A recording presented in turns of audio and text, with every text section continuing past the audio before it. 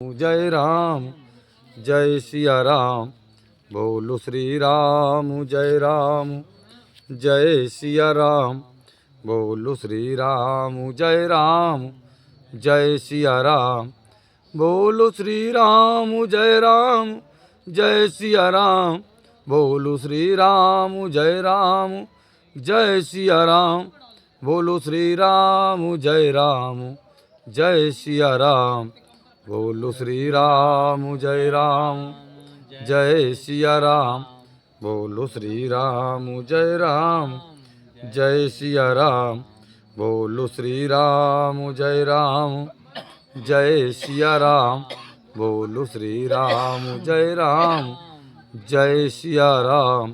बोलिए श्री सीताराम जी महाराज की जय हो। बोलिए श्री राधा कृष्ण भगवान की जय जयकार हो। बोलिए श्री वाल्मीकि जी महाराज की जय जयकार हो। बोलिए श्री गोस्वामी तुलसीदास जी महाराज की जय जयकार हो। बोलिए श्री रामायण महारानी जी की जय जयकार हो। बोलिए सतगुरुदेव भगवान की जय जयकार हो।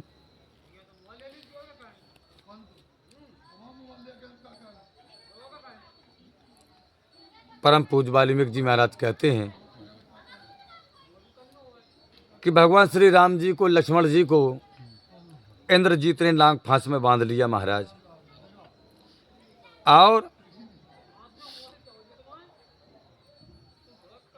कहने लगा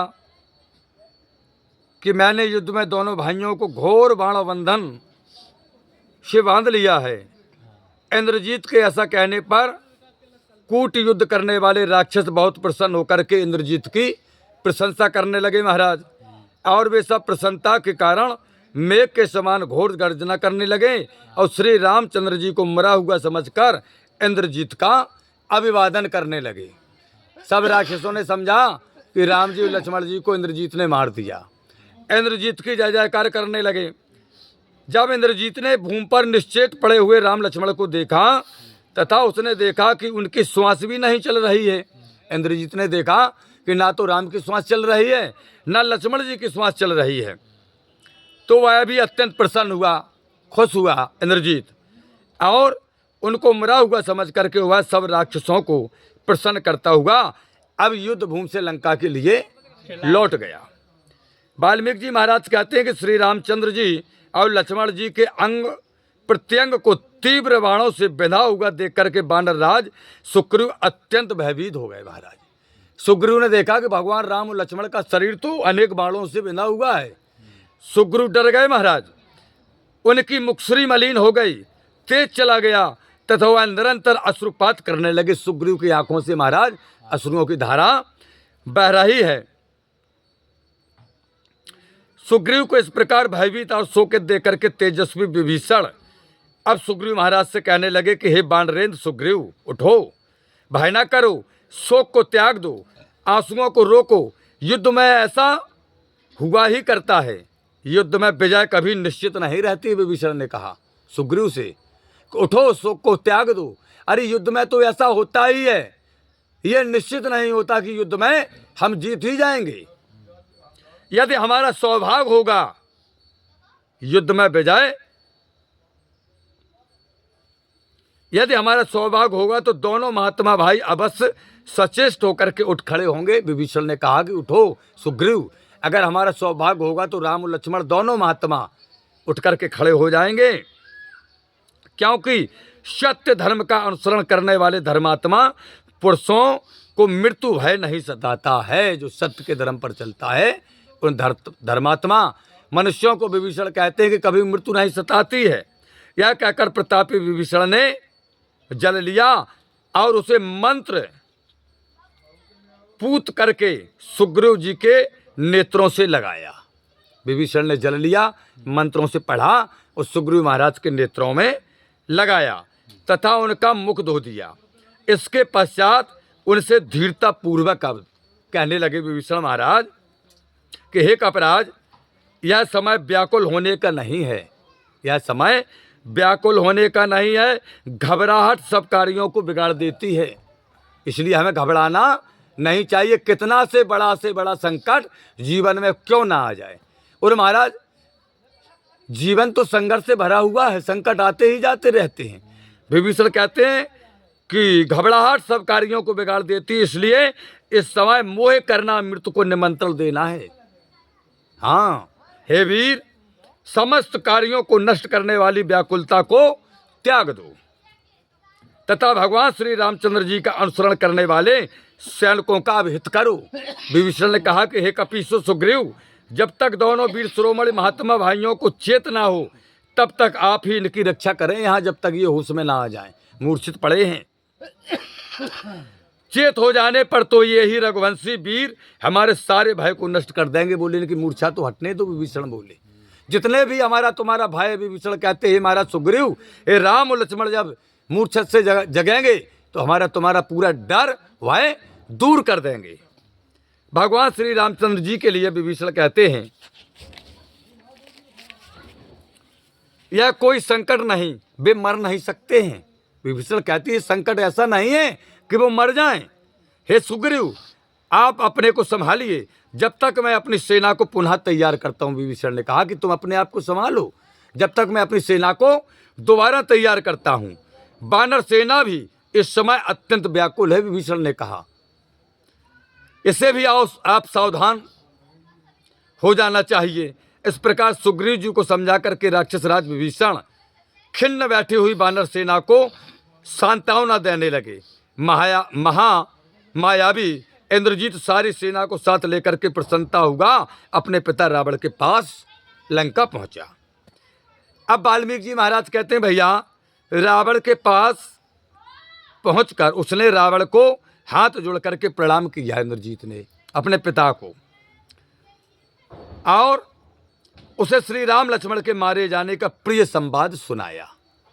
इंद्रजीत बोला पिताजी, मैंने राम लक्ष्मण को अपने तीव्र बाणों से मार डाला है।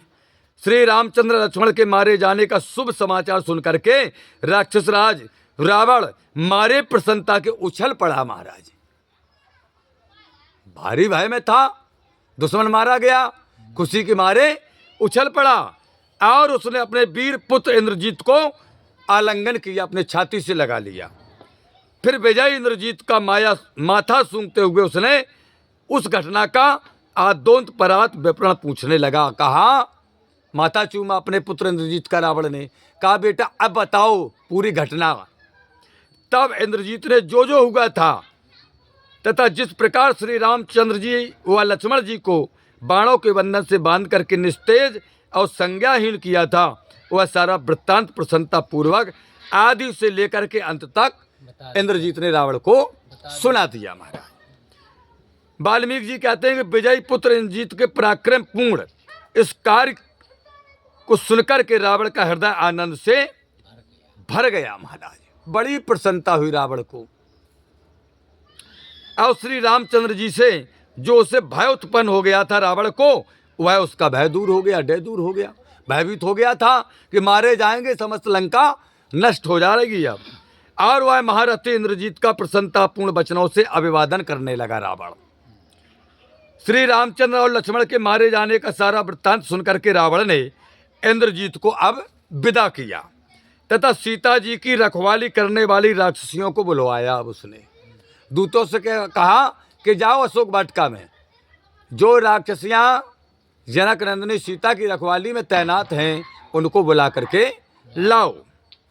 रावण की आज्ञा पाकर के त्रिजटा सहित सभी राक्षसियां रावण के पास तुरंत चली आई। महाराज राक्षसियों के आने पर रावण ने प्रसन्नता पूर्वक उनसे कहा संग्राम में मेरे पुत्र इंद्रजीत ने राम लक्ष्मण को मार दिया है, तुम लोग यह संवाद जाकर के सीता को सुना दो तथा उसे पुष्पक विमान में बिठा करके युद्ध भूमि में ले जाओ। सुना दो समाचार, इंद्रजीत ने राम लक्ष्मण को मार दिया है। आदेश दिया रावण ने कि सीता को पुष्पक विमान में बैठा लो और युद्ध भूमि में ले जाओ और राम लक्ष्मण का मरा हुआ पड़ा शरीर दिखला दो, जिसके बल भरोसे पर यह सीता गर्वित थी और मेरे पास नहीं आती थी। रावत कहता उसका वह पति अपने भाई लक्ष्मण से संग्राम भूमि में मारा गया है। जब यह संग्राम भूमि में अपनी आंखों से रावण कहता है कि उनका मृतक शरीर देख लेगी सीता तो इसे विश्वास हो जाएगा, अपने आंखों से देख लेगी राम लक्ष्मण का मृतक शरीर, तब विश्वास हो जाएगा। तब यह अपना कोई आश्रय न देकर स्वयं ही मेरे पास चली आएगी और कंचन नगरी की महारानी बनना स्वीकार कर देगी। वाल्मीकि जी महाराज कहते हैं कि दुरात्मा रावण की आज्ञा पाकर के वे समस्त राक्षसियां महाराज पुष्पक विमान लेकर के अशोक वाटिका में सीता के पास गई। महाराज पुष्पक विमान लिया, अशोक वाटिका में पहुंची माता सीता के पास। पति वियोग में शोकाकुल सीता को पुष्पक विमान में चढ़ाया, पुष्पक विमान में चढ़ाया तथा त्रिजटा के साथ विमान से जाकर के सीता ने संग्राम भूमि में वानर सेना को मरा हुआ देखा, क्योंकि सब मूर्छित हैं पूरी वानर सेना में राम लक्ष्मण के। देखा माता सीता ने पुष्पक विमान पर बैठ करके समस्त राक्षसियों के बीच में कि हमारे पति मरे पड़े हैं, देवर मरे पड़े हैं, हनुमान आनी समस्त वानर सेना मूर्छित पड़ी है। उन्होंने फिर भगवान श्री रामचंद्र जी और लक्ष्मण जी की ओर बाणों से बिधे हुए देखा। क्या देखती हैं? भगवान श्री राम और लक्ष्मण को भी देखा कि बाणों से बिधे पड़े हैं, सरसैया पर संज्ञाहीन दशा में पड़े देखा है माता सीता ने राम और लक्ष्मण को।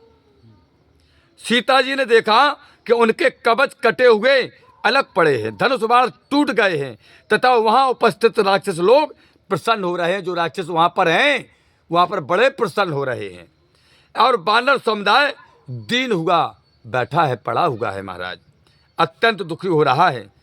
उन पुरुष श्रोमण दोनों भाइयों को इस प्रकार सरसैया पर अचेत पड़ा हुआ देख करके माता सीता दुख से कातर होकर के अब पुष्पक विमान में ही बैठी विलाप करने लगी। महाराज भगवान श्री रामचंद्र जी और भैया लक्ष्मण जी को मरा समझ करके शोक से दुखी होकर के माता सीता आज विलाप करते हुए इस प्रकार कहने लगी। सामुद्रिक विद्या के जानने वाले जिन महान भावों ने मुझे सधवा तथा पुत्रवती बतलाया था। माता सीता कहती हैं कि सामुद्रिक विद्या के जानने वाले जिन महान भावों ने मुझे सधवा तथा पुत्रवती बतलाया था, जिन ज्योतिषियों ने महान भावों ने माता सीता से कहा था कि तुम पुत्रवती हो, पुत्रवती भवा, सती हो, आज आर्यपुत्र की मृत्यु ने उनको झूठा सिद्ध कर दिया है। मेरे पति मारे गए हैं तो उन्होंने जो वरदान दिया था संत महात्माओं ने पुत्रवती होने का, वह वरदान बेकार हो गया है। जिन्होंने मुझे अनेक यज्ञ करने वाले महाराज रामचंद्र की पत्नी बतलाया था, माता सीता कहते हैं कि हे विधाता आज वह भी झूठे हो गए। जिन्होंने मुझे वीर राजाओं की रानियों में पति द्वारा सम्मानित पटरानी बतलाया था, माता सीता कहती हैं कि हे भगवान श्री रामचंद्र जी के मर जाने से आज वह भी सब झूठे हो गए। मेरे चरणों में वे कमल की रेखाएं भी हैं।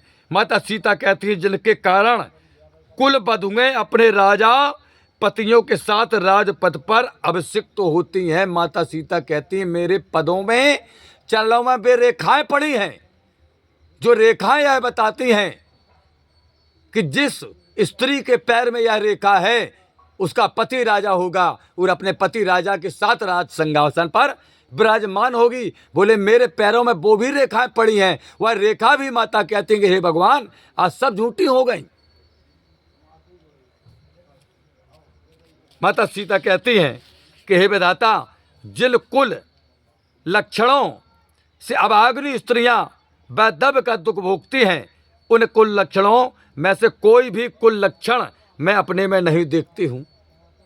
माता सीता कहती हैं कि जिन कुल लक्षणों से महिलाएं विधवापन भोगती हैं, बोले वे भी एक भी हमारे में लक्षण नहीं है, फिर मैं विधवा कैसे हो गई। माता सीता कहती है भगवान क्या कारण है जो इस प्रकार मेरा भाग फूट गया है, कौन सी ऐसी हमसे गलती हो गई है। लक्षणों ने स्त्रियों के लिए पद चिन्ह सच्चे बतलाए हैं, किंतु श्री रामचंद्र जी के मर जाने से वह भी व्यर्थ हो गए, मेरे पति मर गए। माता सीता कहती हैं, और जो अच्छे लक्षण हमारे पैरों में चिन्ह हैं बोले वो सब बेकार हो गए।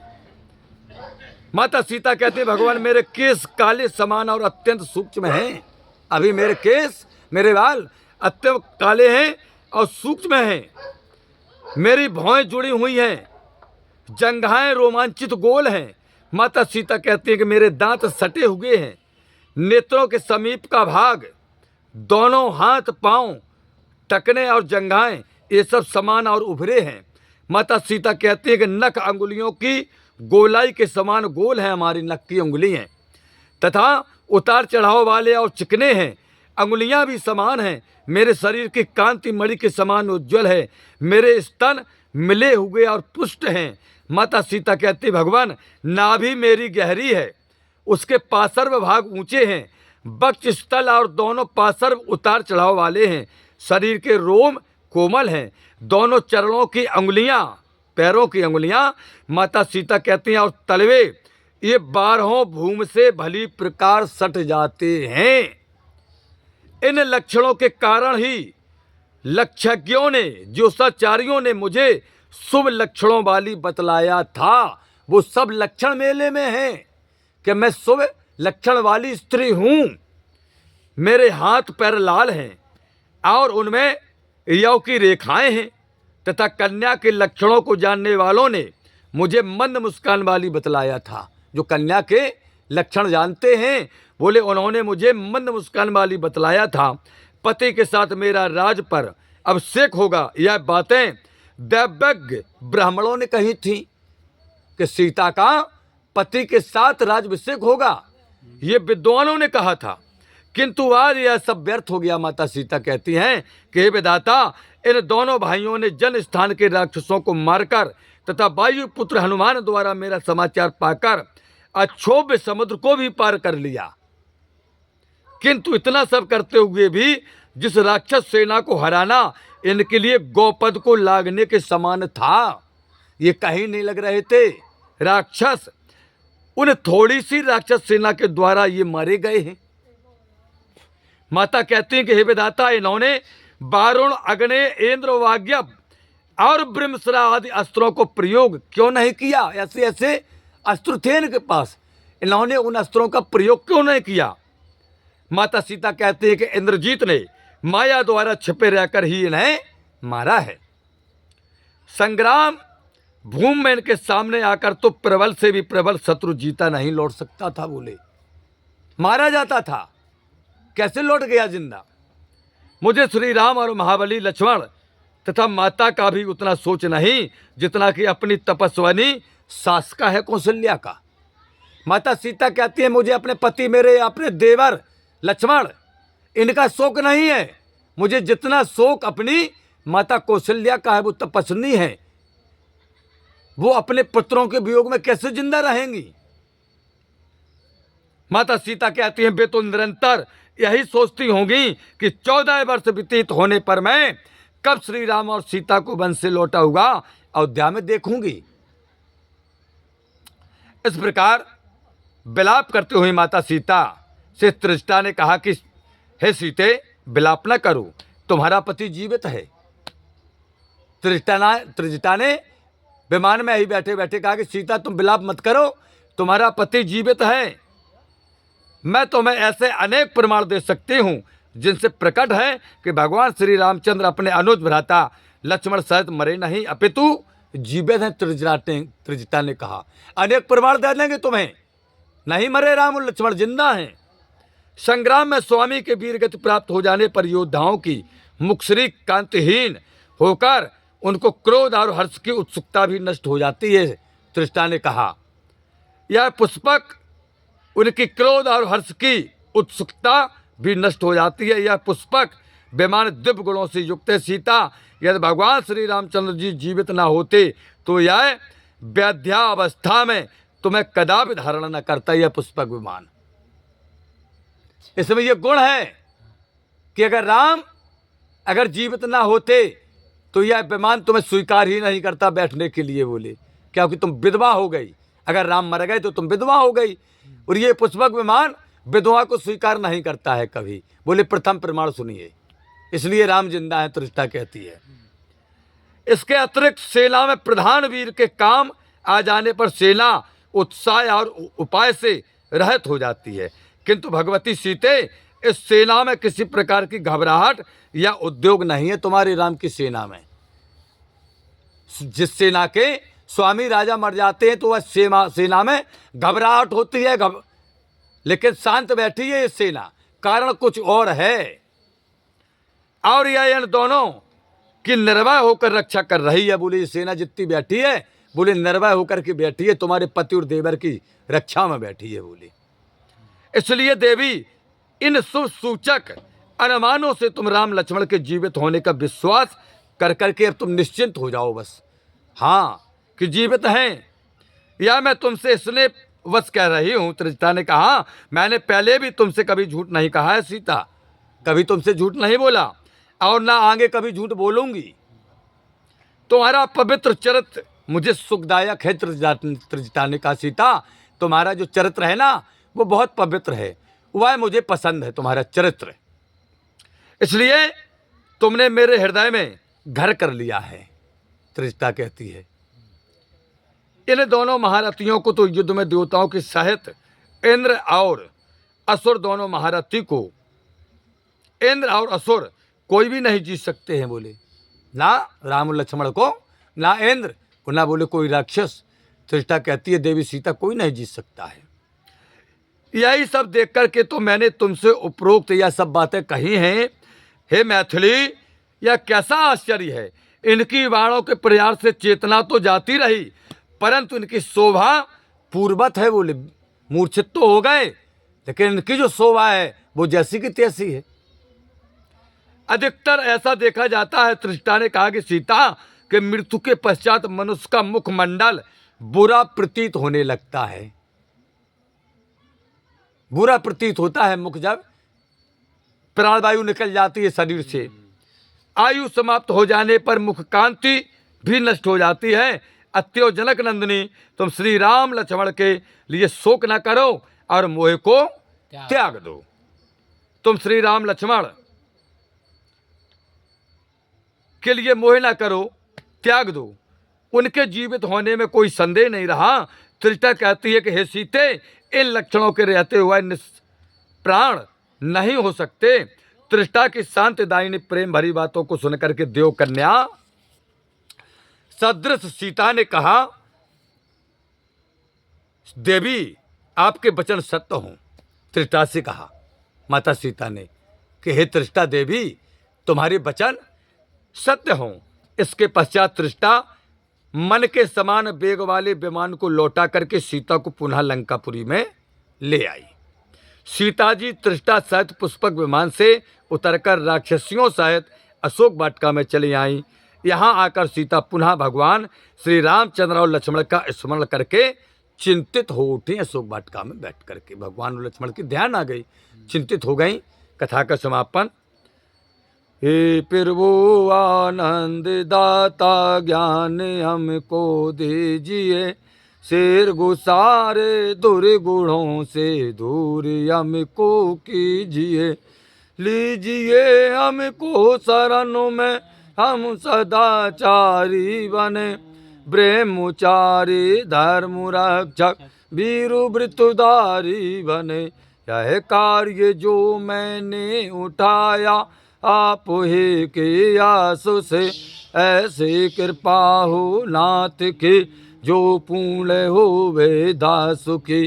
दीनानाथ अनाथ का वाला मिला संयो, यदि आप तारू नहीं तो हंसी करेंगे लोग। लखन सिया राम चंद्र शंकर हरिओम। जय जय सिया राम, जय जय हनुमान हरि की जय जयकार हो। बोलिए श्री सीताराम जी महाराज की जय जयकार हो। बोलिए श्री राधा रानी सरकार की जय जयकार हो। बोलिए रामायण महारानी जी की जय जयकार हो। बोलिए श्री वाल्मीकि जी महाराज की जय जयकार हो। बोलिए श्री गोस्वामी तुलसीदास जी महाराज की जय जयकार हो। सिद्ध बाबा महाराज की जय जयकार हो। श्री मनसला मैया की जय जयकार हो। श्री यमुना मैया की जय जयकार हो। श्री खेरापत सरकार की जय जयकार हो। श्री सतगुरुदेव भगवान की जय जयकार हो। श्री सब संतन की जय जयकार हो। श्री सब भक्तन की जय जयकार हो। अपने अपने माता पिता भाई बंधु गुरु भगवान की जय जयकार हो। बोलिए पथरी धाम की जय जयकार हो।